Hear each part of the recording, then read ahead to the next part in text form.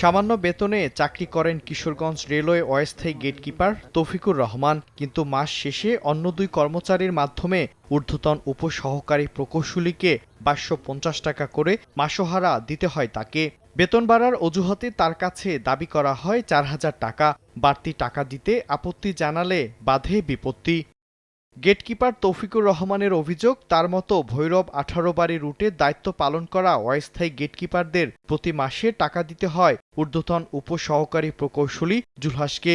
একই বিভাগের হেডমিস্ত্রি উজ্জ্বল ও গেটকিপার সাদেকুরের মাধ্যমে আদায় করা হয় মাসোহারার টাকা। বেতন বাড়ায় গত এপ্রিল মাসে মাসিক ৪,০০০ টাকা নির্ধারণ করেন উপসহকারী প্রকৌশলী জুলহাস, কিন্তু বাড়তি টাকা দিতে অস্বীকৃতি জানালে বিনা কারণে চাকরি থেকে বহিষ্কার করা হয় তাকে। শুধু তাই নয়, চাকরি ফিরে পেতে অনুরোধ জানালে তার কাছে আরও ২ লাখ টাকা দাবি করেন ওই প্রকৌশলী। দেশ জুড়ে যে কোনো কেনাকাটায় ১০,০০০ টাকার বেশি অফার, তাই পেমেন্ট মানেই বিকাশ। আমাকে বলতেছে আমি নাকি গেট ফেলাইছি না। যে রাতে অর্থাৎ ৯ তারিখ, এপ্রিলের ৯ তারিখ রাত্রে নাইট হচ্ছে ফজলুল হক আমার কলিগ, ফজলুল হকের ডিউটি, ফজলুল হকের রোস্টার, ফজলুল হকের সাসপেন্ড করছে, আমাকে না করে দিছে।